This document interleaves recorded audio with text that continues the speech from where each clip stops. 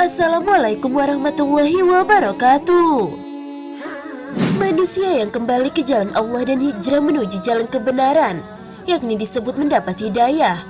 Memang hidayah menjadi salah satu petunjuk Allah yang diberikan kepada hambanya, sehingga terbuka menerima kebenaran dalam hatinya.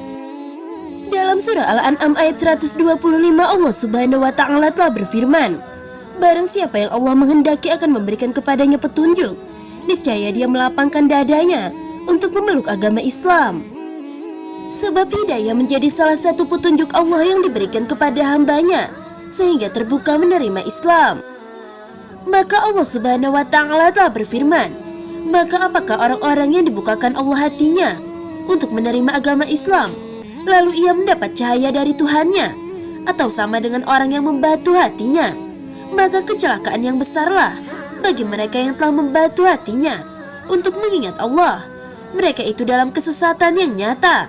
Al-Quran Surah Az-Zumar ayat 22. Karena hidayah tidak dapat dibeli, tapi ini adalah nikmat Allah yang hanya dianugerahkan kepada hambanya yang dikehendakinya. Seperti firman Allah Subhanahu wa Ta'ala berikut ini, sesungguhnya kamu tidak akan dapat memberi petunjuk kepada orang yang kamu kasihi, tetapi Allah memberi petunjuk kepada orang yang dikehendakinya, dan Allah lebih mengetahui orang-orang yang mau menerima petunjuk. Al-Quran Surah Al-Qasas ayat 56. Berikut ini adalah 6 sifat orang yang mendapat hidayah dari Allah Subhanahu wa Ta'ala. Siapakah dia? Apakah kita termasuk salah satunya? Mari temukan jawabannya dengan menonton video ini sampai habis. Yang pertama adalah orang yang memakmurkan masjid. Dalam hal ini memakmurkan masjid memiliki 3 makna. Pertama, orang yang membangun masjid ikhlas karena Allah Subhanahu wa Ta'ala, bukan karena tujuan lain atau hanya karena ingin dipuji manusia. Kedua, orang yang meramaikan masjid. Meramaikan masjid melalui cara sholat berjamaah setiap waktu di masjid dan mempergunakan masjid sebagai tempat syiar agama Islam.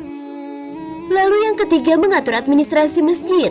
Artinya dalam sebuah masjid tentu ada sistem dan administrasi tertentu yang mesti dirapikan sehingga menjadi tertib.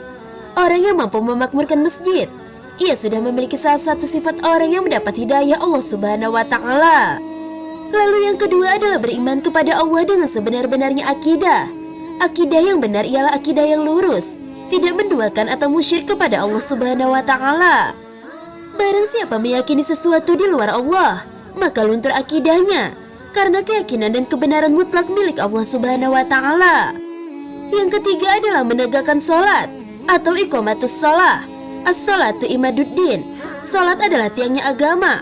Puasa melayang, zakat terbang, haji hilang jika tidak ada sholat. Sholat adalah tiang segala amal. Maka sebelum mengerjakan amalan yang lain, mesti diperbaiki sholatnya. Jika sholat yang menopang amal ini sudah kuat, maka amalan lain pun bisa tegak dan kokoh. Sholat pun memiliki waktu tersendiri. Rasulullah SAW mengajarkan untuk sholat tepat pada waktunya. Waktu sholat tidak boleh digeser, apalagi dihilangkan. Lalu yang keempat adalah menunaikan zakat. Orang yang sudah sholat tapi tak zakat, maka tak ada gunanya, karena ia memakan yang haram. Dalam harta kita terdapat bagian orang lain, maka harta ini harus dibersihkan dengan zakat.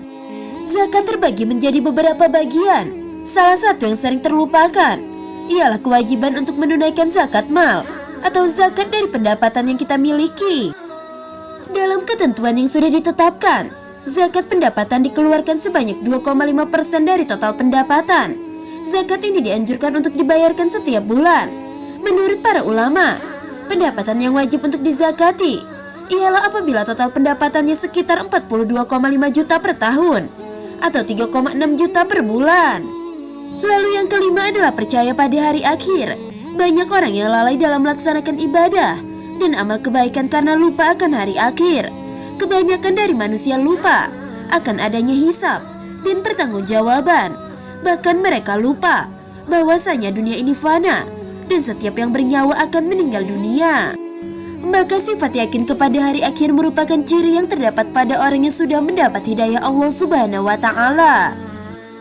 Yang keenam adalah tidak takut kepada siapapun selain kepada Allah Subhanahu wa Ta'ala.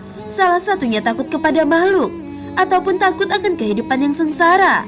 Umat muslim harus meyakini bahwasanya tidak ada sesuatu hal apapun yang harus ditakuti selain Allah, karena Allah adalah sang pencipta, sedangkan yang lain adalah makhluk atau ciptaan Allah yang tidak berdaya.